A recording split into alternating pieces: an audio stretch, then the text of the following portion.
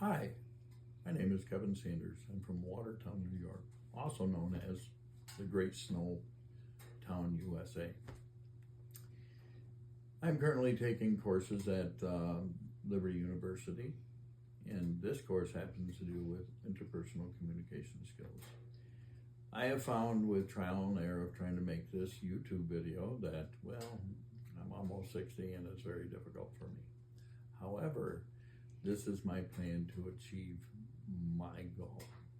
I've invited my son-in-law, Adam Strauss, in here to interview me about my communication skills that will encompass the course text here at Liberty University. So let me start with who I am and the purpose of doing this. I think the purpose of doing this interpersonal communication skills video deals with the idea of having healthy, healing, and authentic communication with folks that I encounter. And in that, I will talk a little bit about my past, which brings me to this. I spent 30 years as an educator here in Watertown, New York, where I taught special education kids. And it was an awesome experience. In fact, so awesome, my daughter now does that. I worked as a youth pastor, and I also served 26 years in the Air National Guard, where I obtained the rank of Senior Master Sergeant, or E8. And I was actually pretty much in charge of a lot of missions and a lot of different things.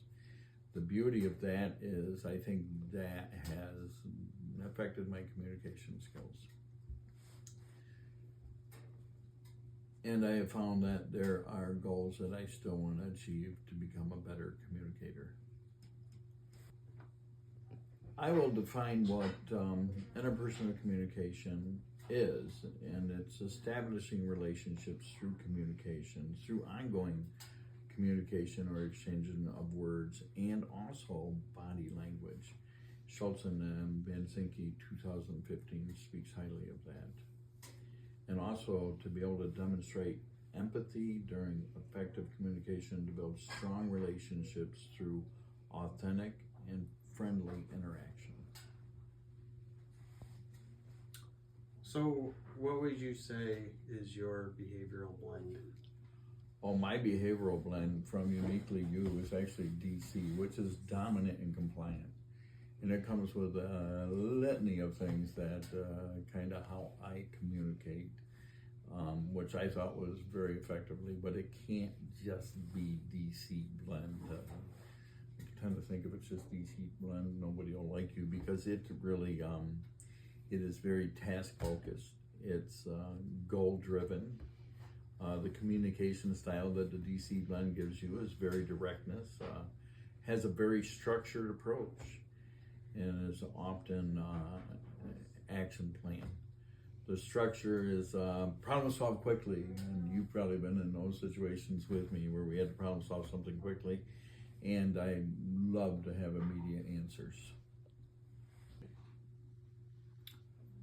Does your past experience have any effect on your current behavior blend? I think so. If my behavioral blend through Uniquely You says I'm dominant, compliant, or DC, I think my past has had a huge effect on my current communications. Face it, you can't be 26 years in the military where everything is so direct and goal-driven and mission-orientated without having an effect on your family, and also teaching students, and also being a youth pastor. The one thing about it that I do want to talk about is how you have to change your communication depending on which environment you're in. And if you confuse them, people can tend to get a little irritated with you. So have you run into any barriers with the dominance, compliance, behavior blend? I'm glad you asked me that question. There are key barriers that I have towards communication with the style in which I have. And It is known as flat brain. I can get into, Peterson speaks of this, but I can get into a flat brain and very quickly. That problem solving method, which Franz Wilke speaks of, describes can make it difficult for people, or me, to show empathy sometimes. Not all the time, but sometimes.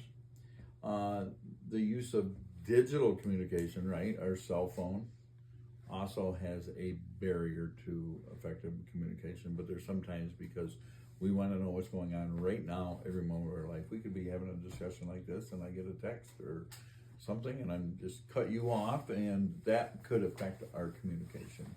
You'd be like, wow, is that more important than what we're talking about? I find it difficult to stay aware of my emotions at all times. One. So do you have any communication goals for this type of behavior blend?